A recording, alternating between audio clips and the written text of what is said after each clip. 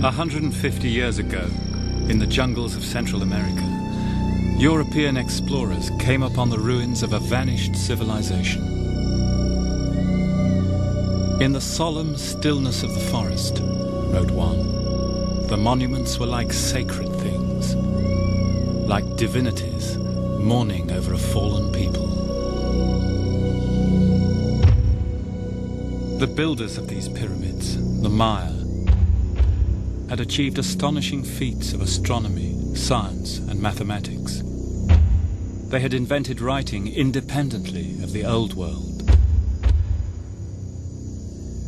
Such sites, said their discoverer, were like a newly found history, proving that the ancient peoples of the Americas had not been savages, but had equaled the finest monuments of the ancient Egyptians. So much about them seemed totally original, and yet they were also intriguing clues from a deeper common past of all humanity.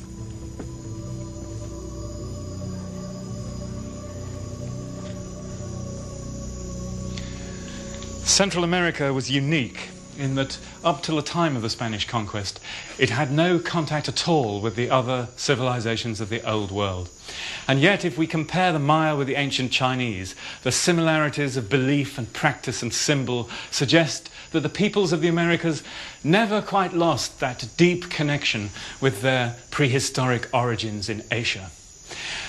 The Maya shared with the Chinese the fundamental belief that civilization and humankind are not set apart from nature, but part of a natural order whose workings it is the human duty and the human interest to understand.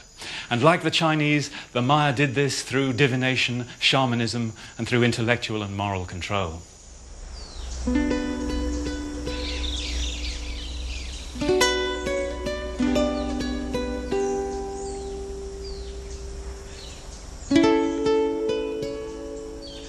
At the core of the Mayan view of civilization was an all-consuming obsession with time.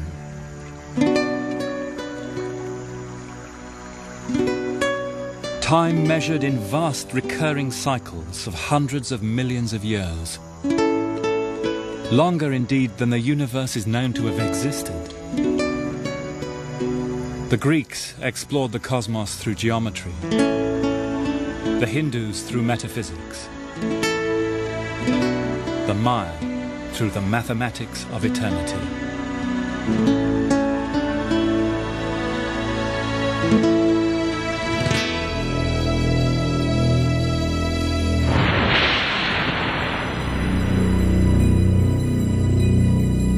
Mexico City, the largest city on Earth.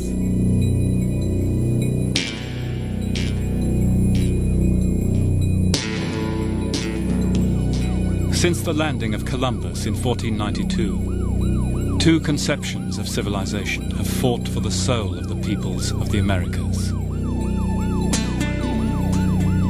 The one foreign and recent, that of the West. The other ancient and native.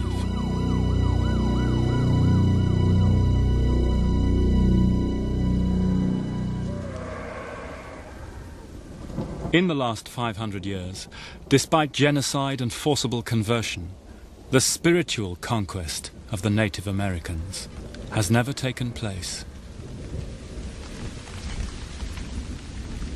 For all this time, they have tenaciously held on to their old languages, their old beliefs, their old views of the cosmos and of time, keeping faith, as they would put it, with their ancient future.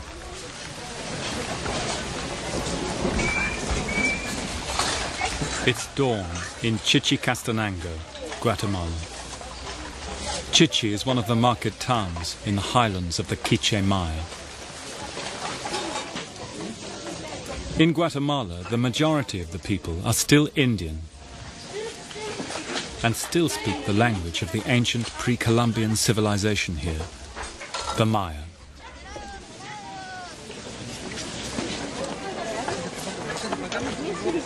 Para atrás, para todo, con ese necio, mira, te hablé 3 veces y vamos.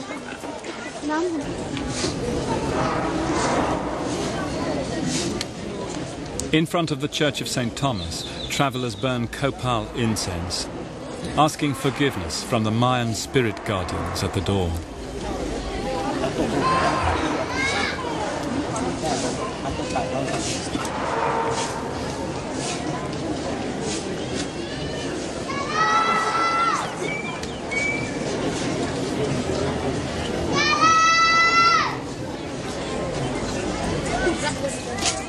All around the market, you can pick out the home regions of the traders by their woven jackets.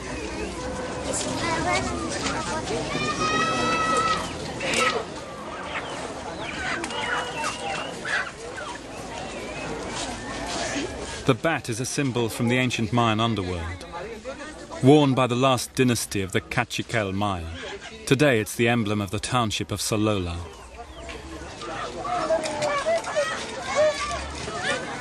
The designs on the women's clothes are the most elaborate, carrying coded information about family and lineage. In such ways that people have preserved part of the pattern of the old Mayan universe.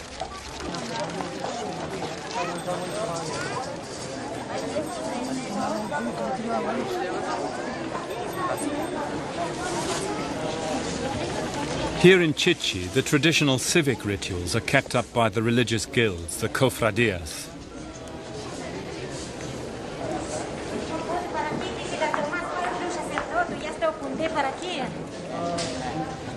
They hark back to pre-Columbian times, organizing the festival days here, both Christian and Mayan.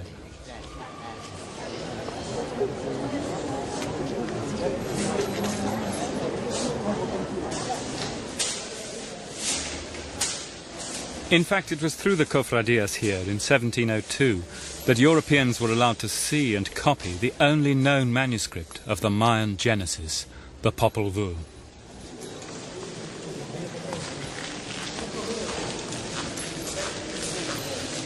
Down the middle of their church are Mayan altars for the ancestors, the shamans, and the midwives.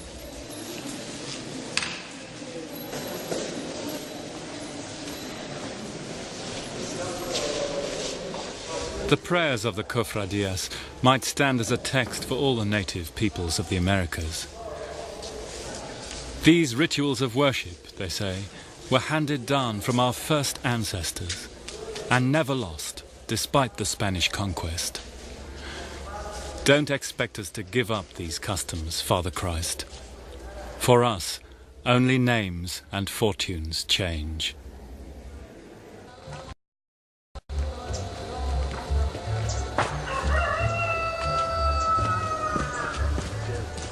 In the hills above Mamostenango is the house of a Mayan shaman, Andrés Xiloch.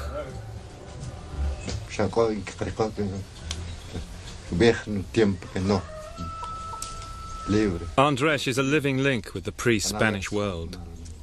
A priest for nearly 50 years. He's a Chuchcahao, a lineage head, literally a mother-father. He's also a day keeper, a guardian of the Mayan calendar.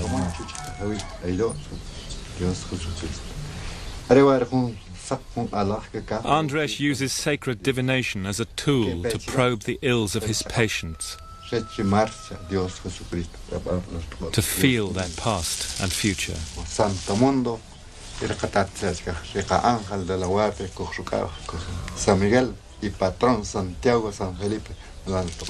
He lays out the coral tree seeds and crystals. According to the days of the Mayan calendar, a 260-day cycle based, so the Quiché believe, on the gestation period of the human baby within the womb. Now, Don Andrés understands this by the way in which the beans are, the arrangement in which they lie. Or? Entonces usted entiende eso porque por la colocación de Exactly. That's exactly how he understands it. Estos son los nombres de los días.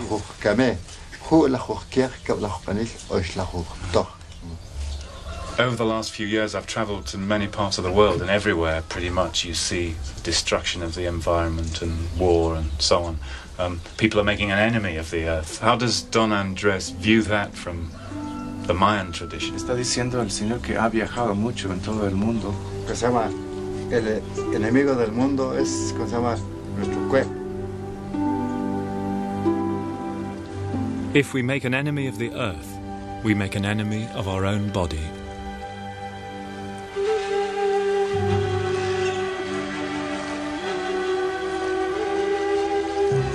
For the Maya, the earth was a sacred being. For them, nature was benign and beautiful, yet frightening in its power. For theirs, after all, was a land of wild extremes of heat and cold, ringed with volcanoes and plagued by frequent earthquakes. The Mayan book of creation, the Popol Vuh, tells a story of how humans first came into this violent paradise. The earth will need nurturing. It will need bearers of respect for its divinity. And so it was human beings who were given memory to count the days and bear time's burden.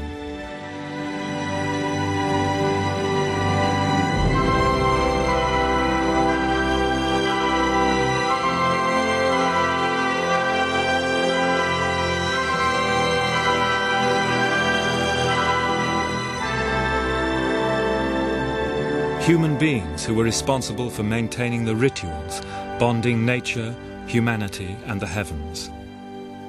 And if they ever ceased, the whole universe would cease to have meaning.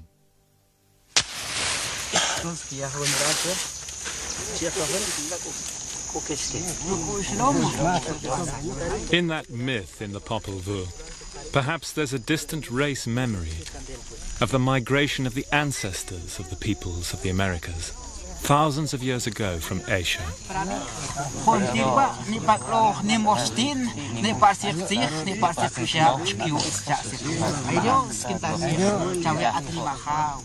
Even today, in the Guatemalan countryside, you can see rituals and beliefs shared with the people of China and East Asia.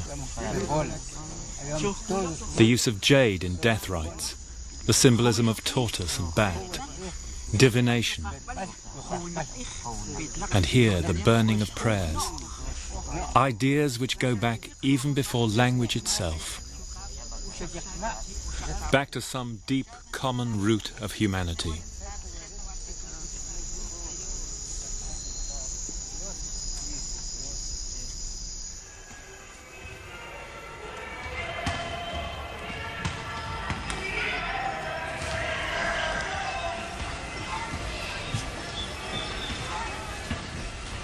Today's people of Central America partake of two very different conceptions of nature and civilization, the indigenous and the Western.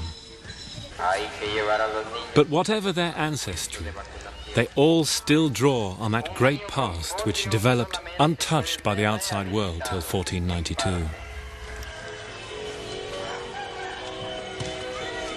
Aproveche esta oportunidad que el Ministerio de Salud Pública está brindando nuevamente por medio de la... The native past is still literally ever present. The great carved heads of gods or rulers stare impassively at the modern world, created by a culture which arose here around 1000 BC, the Olmecs.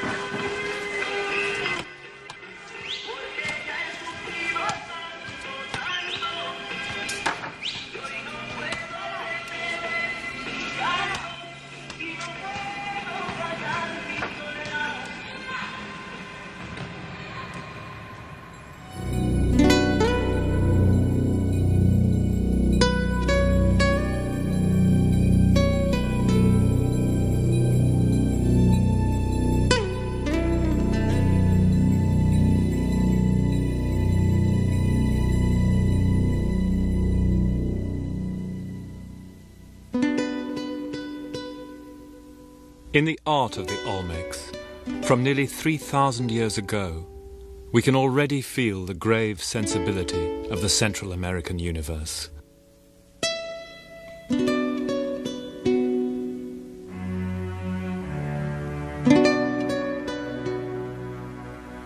Stoical, but possessed of an inner strength which would enable its people to bear any burden, even one as heavy as the last 500 years.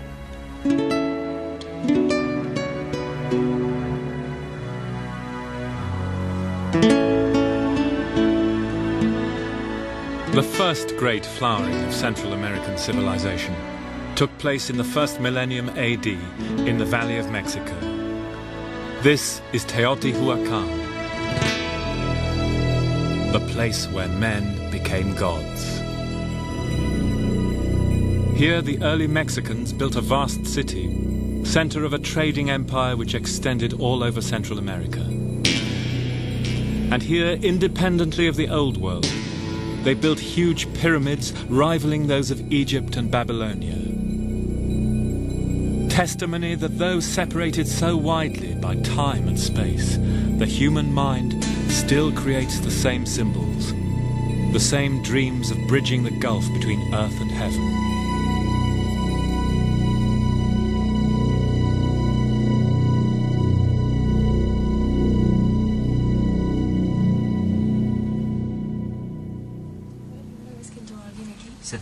Sí. See? It was the first time in 1971 that anybody had been in here.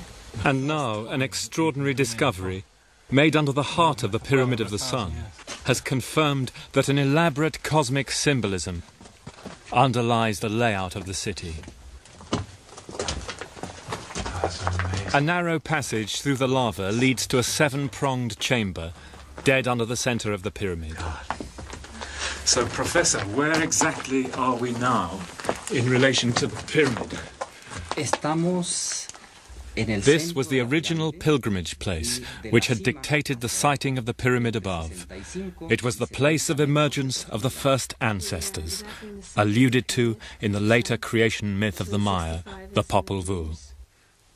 En el caso del Teotihuacano, como la mayor parte de las sociedades que conocemos para Mesoamérica, explican su cosmovisión y hablan de un lugar en donde vive el hombre, es la tierra. Sobre la tierra hay una bóveda celeste. Humankind has always searched for an explanation of the phenomena of nature and the cosmos, says the excavator, Professor Roberto Gallegos. And here they turned the earthly city into a mirror image of the heavenly order.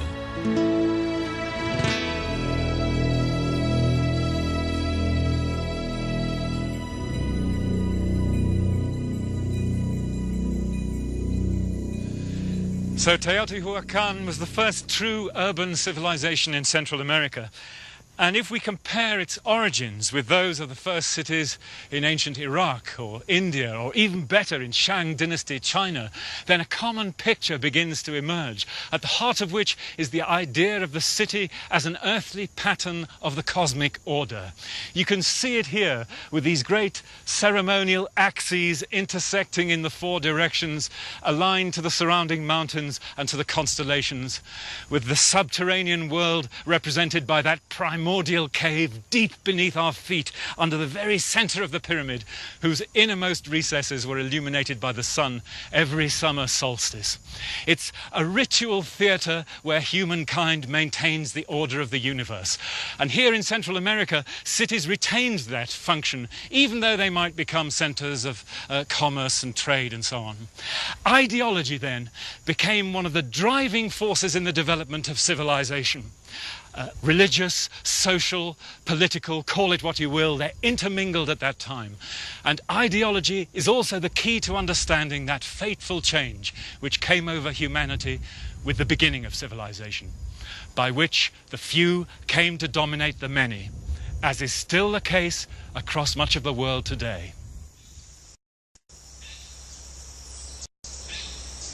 The impetus of civilization now spread across Central America, from the Valley of Mexico to the rainforests of Guatemala and the Maya.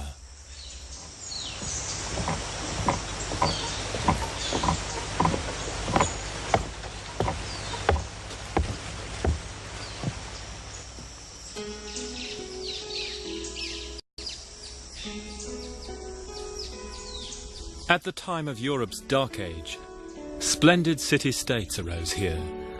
The most intriguing is Copan in Honduras.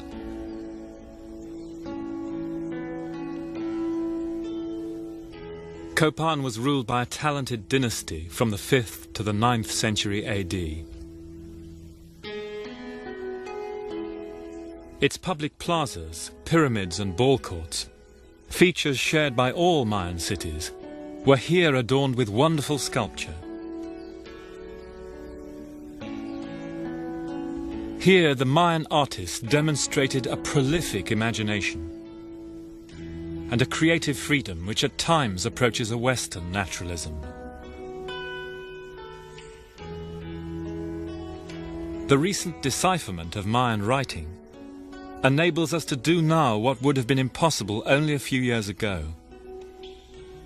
Enter into the lives and even the feelings of the rulers commemorated here.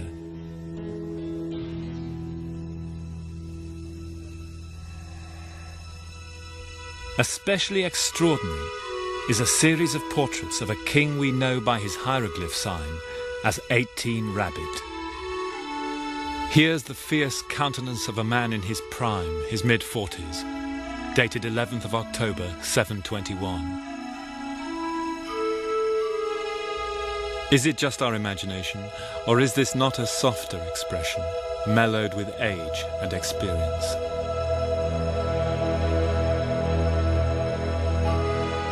Late in July 736, this crude portrait, strangely sardonic, perturbed even. 2 years after this image was dedicated, 18 Rabbit was captured by a rival king and beheaded on the 3rd of May 738. He would have been in his early 60s.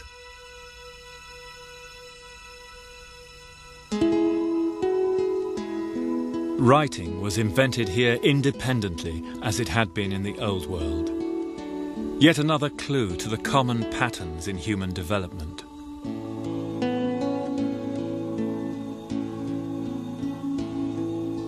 And the greatest monument to Mayan literacy is the hieroglyphic stairway of Copan. It was literally a hill of signs, a huge stepped ramp 50 feet wide, 108 feet high, with well over 1,200 glyphs telling the mythic and dynastic chronology of Copan down to 755 AD, when it was dedicated by King Smoke Shell.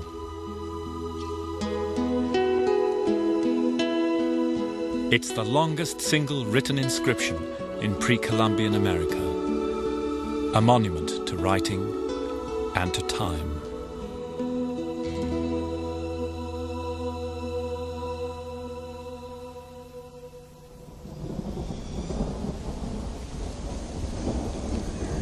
The last known king of Copan, Yashpak, died in the winter of 820. The carving of the last date here was left unfinished on the 10th of February 822. With that, the dynasty vanished and the city returned to jungle. A few peasants continued to farm here, but the land never again supported a city.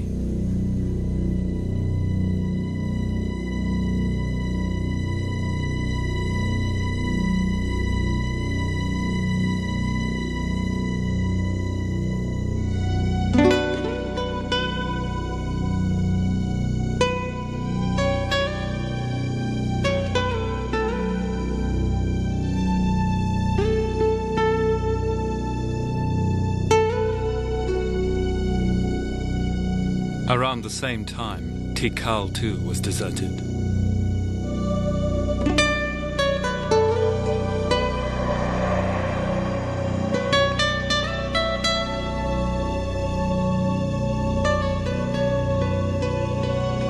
Soon all the classic Mayan cities had gone. The Mayan collapse is still a great mystery. The land may have become exhausted, the environment destroyed. Perhaps the civilization simply lost its nerve.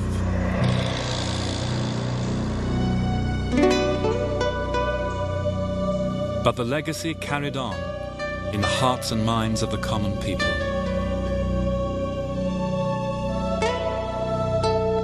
And when the Europeans first stumbled on these ruins in 1848, the Indians living in the forest could still give their ancient name.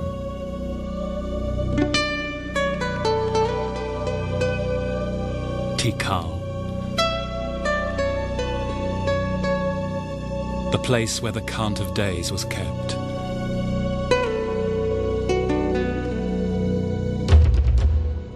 Where the ancestors had borne the burden of time.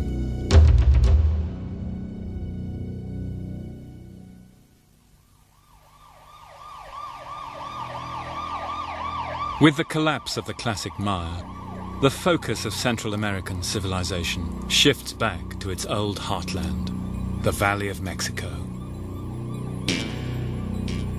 Here, ringed by mountains, was a wide plain and a great lake with islands and fertile shores. Today it's all covered by Mexico City. Here, in the 14th century, a warlike tribe settled, who called themselves Mexica. The city they founded here, Tenochtitlan, was the precursor of the largest city on earth.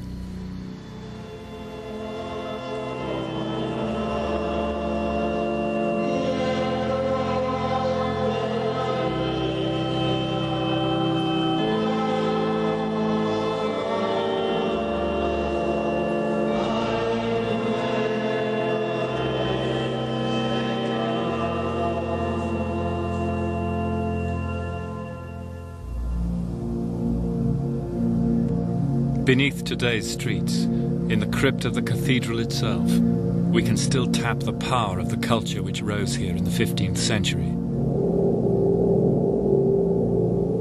In one of the most dramatic episodes in human history, the Aztecs.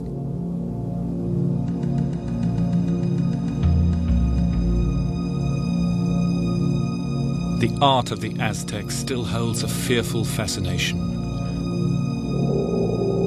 An art of tremendous spirituality, but a spirituality of a kind unlike anything we recognize from our own civilization. This statue of the earth goddess Coatlicue, found here in 1790, was hastily reburied, fearing it might be seen by the youth of Mexico, fearing they might be exposed to its still, dark and potent magic.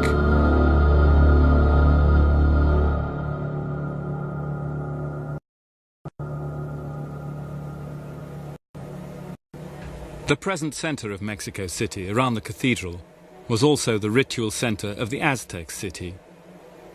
Excavation here since the 70s has uncovered the foundations of the Great Pyramid of the Aztec war god.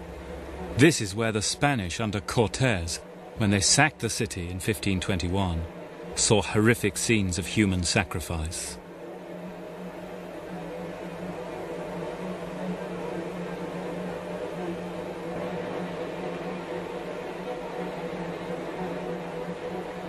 The Aztecs believed that the gods needed blood and the hearts of human victims to nourish them in the struggle with the forces of darkness.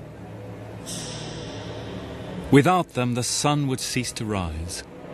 And by the time of the Spanish conquest, thousands could die on this spot in a single ceremony.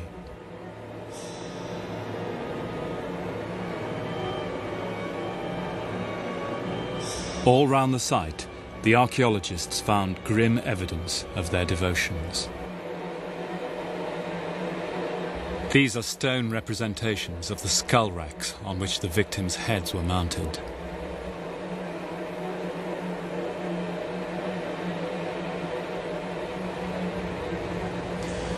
This is one of those places on Earth whose terrible associations still seem to linger. How was it then that a civilization of such brilliance in the arts, in sculpture, in textiles and poetry could have been so committed to mass bloodletting and human sacrifice, so that in a 4-day festival 10,000 people could be dragged up the steps of the great temple here to have their hearts ripped out till the place was swimming in blood and reeking to the heavens. When the Spanish saw scenes like this, they thought that it must be literally the work of the devil. It was so wholly other. And yet the Aztecs were only unique in the scale of their killing, for every human civilization has used sacrifice, especially in relation to religion. The theologian and the executioner have been intimates throughout history. The problem of the Aztecs then is a problem for all of us. To speculate, it would seem that the idea of the shedding of blood being necessary for the continuing of life became deeply rooted in our psyche during the thousands of generations we spent as hunter-gatherers in prehistory. So deeply rooted that bloodshed as a symbol is still the most powerful symbol of sacrifice today and can still erupt with atavistic power and violence. The scenes of frenzied killing which Cortés and his followers saw here, with their captured friends being dragged up the steps to their death, were, in a sense, proof of the Aztecs' piety, as Las Casas rightly saw. For uniquely among the great civilizations of the world, they raised solidarity with the universe above everything, including human life. In that, they couldn't be more different from the humanistic values of the great old world civilizations. To us, it may appear irrational, murderous in its brutality, and yet it is a mirror held up to our humanity, which we ignore at our cost.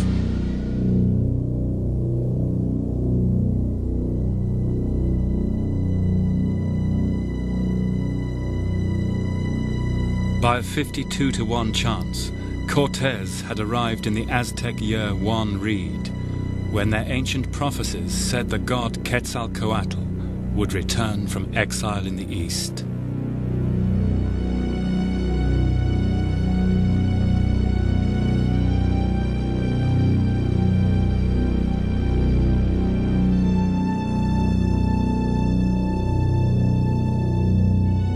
For the Aztecs, the coincidence drained away their will to resist. They immediately understood that these mysterious outside powers would be fatal to their own universe.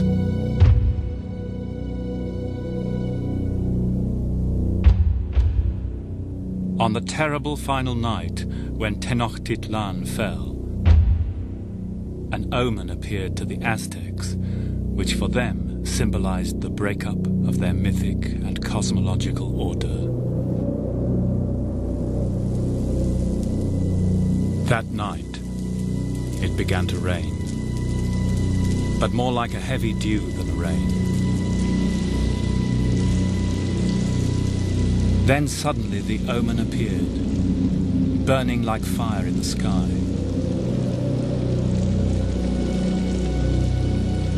It wheeled in spirals like a whirlwind, giving off light in showers of sparks like red-hot embers.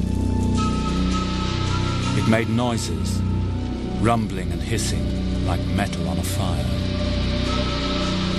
It circled the walls near the lake shore. It hovered over the temple, and then it moved out into the middle of the lake, where it vanished.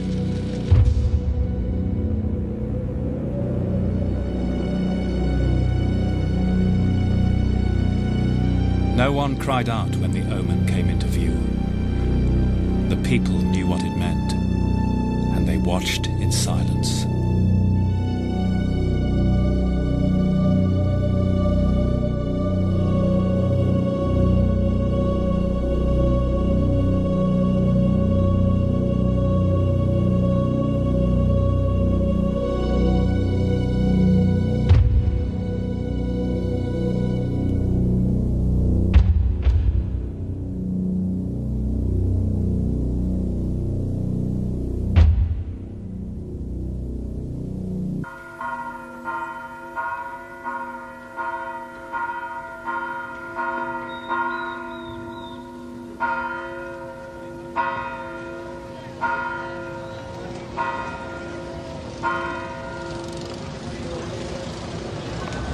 After the conquest of Guatemala, the Spanish built their new capital, Antigua, in the shadow of the ancient sacred volcanoes.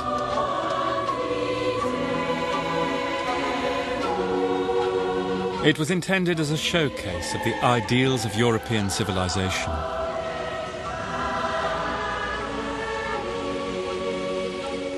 But the reality behind this humanistic facade was the greatest genocide in history.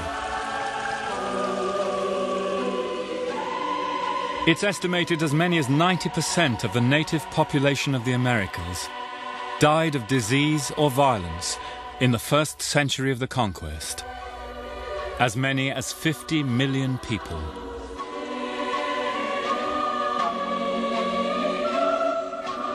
Among the Europeans who were horrified by what they saw was José de Acosta. The Spaniards must bear absolute responsibility for what is happening here, he wrote. We have betrayed in our deeds what we professed in our words. We have exploited and plundered these poor people, with no attempt to protect their human rights. We have not given them Christianity in sincerity, but under compulsion, fraud and violence.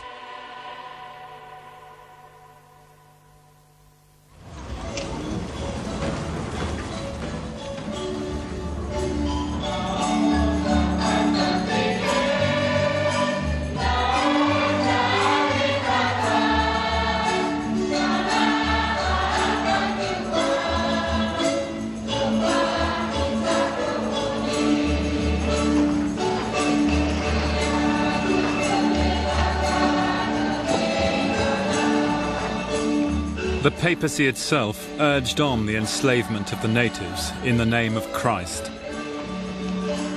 But it was among the Catholic clergy that the European conscience grew. The greatest of these early liberation theologians was Bartolomeo de las Casas, bishop here in Coban.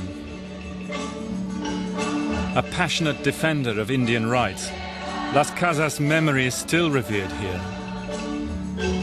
This is one of the few churches in Guatemala where even today the services are sung not in Spanish, but in Maya.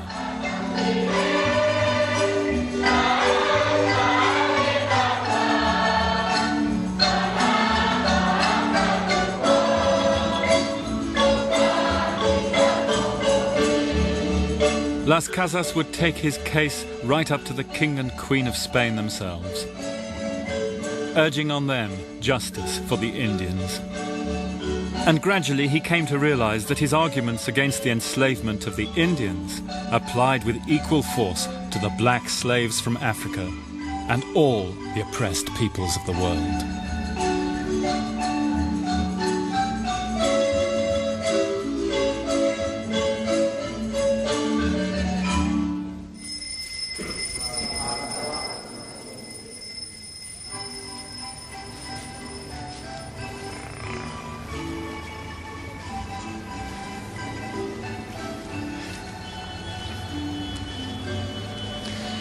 There's an extraordinary sequel to this story of Las Casas. An incident which lights up the history of the 16th century like a flash of lightning and continues to illuminate us even today. In 1550, in Valladolid in Spain, there took place a public debate between Las Casas and the top Aristotelian philosopher, Sepúlveda. The questions at stake go right to the heart of the world's problems even today. In essence, what right does the first world have to dominate, enslave, or exploit the third world? Are not these people, asked Las Casas, rational, feeling human beings with a soul just like the rest of us, entitled to equality of treatment? And Las Casas goes on to bring fascinating arguments from his study of Greek and Roman civilization to show that the city-states of Central America conformed in most respects to the Greek view of what an ideal state should be. Rational political entities entitled to respect, patience, persuasion, and again, kindness. No doubt Las Casas won the moral debate. But as the whole of subsequent history shows, the rulers of the West, the people with power and money, continue to view the indigenous peoples of the world from the Indians of Central America to the blacks of Africa, as what the Greeks, to their discredit, had termed natural slaves. The West's progress to civilization has been long and painful.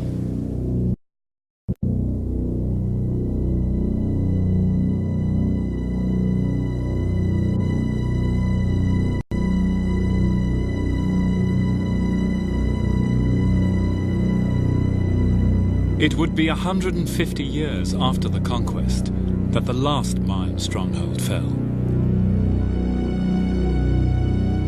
In the remote jungles of northern Guatemala stood the island fortress of Flores, in Maya, Tayasal. The prophetic books of the Yucatan Maya foretold that catastrophe would revisit them every cycle of 13 Katuns, 256 or 7 years. The next cycle was due to begin in 1697. Armed with that knowledge, the Spanish attacked on the 13th of March.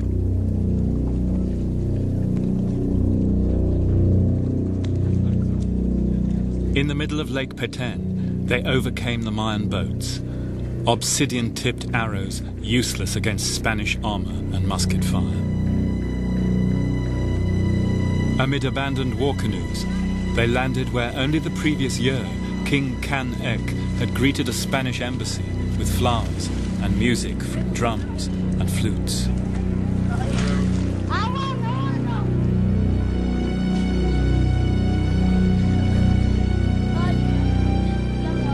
The last chapter in the long and dramatic history of the independent Maya was about to end.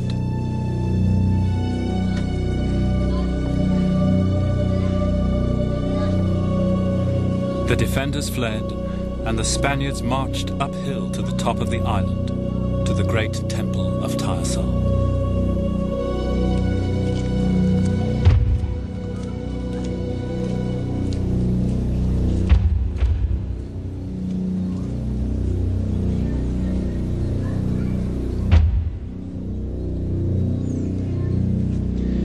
It took the Spaniards a single day to destroy the 12 temples here on the island, to smash their thousands of idols, and to conclude in the evening by celebrating Mass here on the highest point amid the ruins of the great temple of Tayasal, where the church now stands. The last independent kingdom of the Maya had gone down. The locals here seem to have accepted this almost fatalistically as an inescapable result of their view of the repeating cycles of time. For 3 times since the 10th century, the cycle of 256 or 7 years had brought them catastrophe. That, in Maya eyes, was the true burden of time.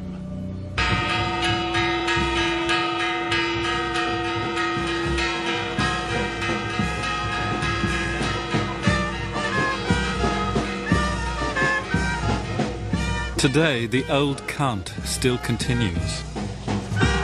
The greatest catastrophe of modern Guatemalan history, the US-backed coup which overthrew their democracy in 1954, happened exactly 257 years after the fall of Tayasal.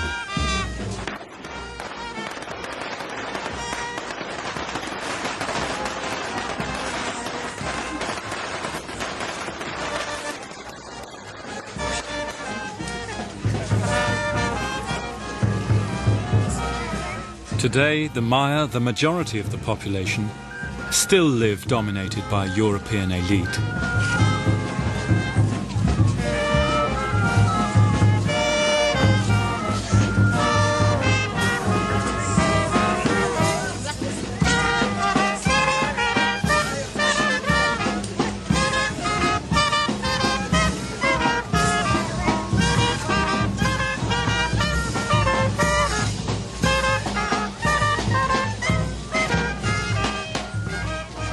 The recent guerrilla war left 40,000 dead and 1 million displaced. It is hoped that in the 1990s, with a new democracy, their history will take a different course.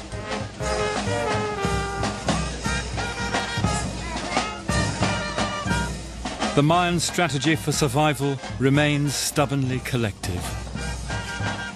In great festivals like this at Zunil, they celebrate the saints as guardians of the community, not as Christian deities. For them, identity still resides in the collective values represented by ancestors and community.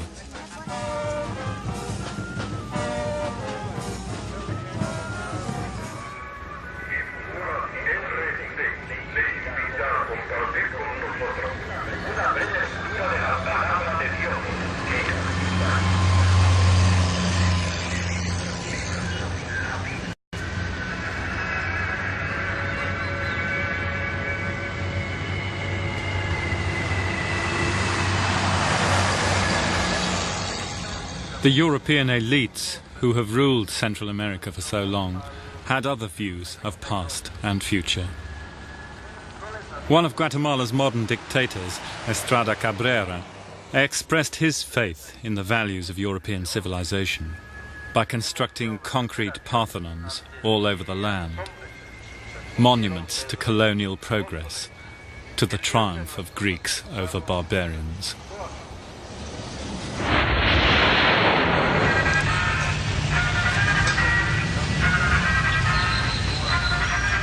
In the capital, Guatemala City, as all over Central America, the native culture has been swamped by the consumer values of the great neighbor to the north, Uncle Sam.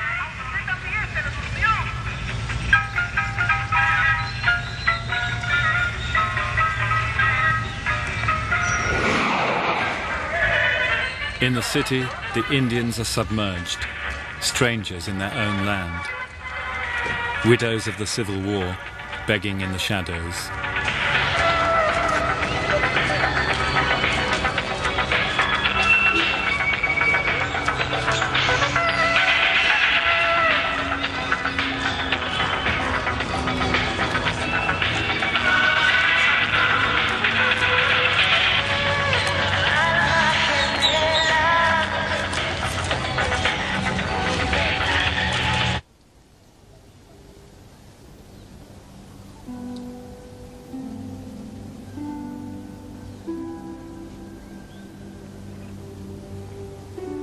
There's no going back in history.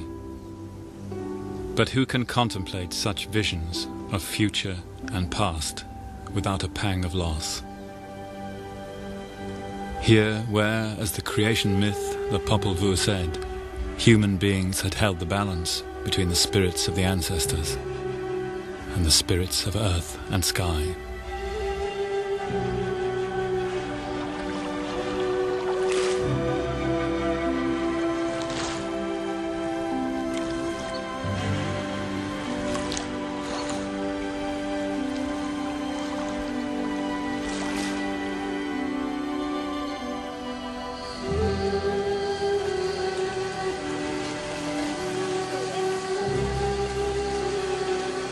In the Mayan calendar, today is the holiest of all days, Huachakip Bats, 8 Monkey.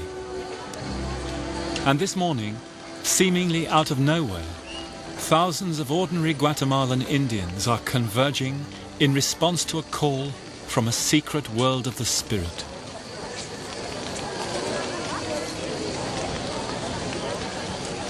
For on this day of the year, the daykeepers will initiate new shamans who will carry on bearing the burden of time.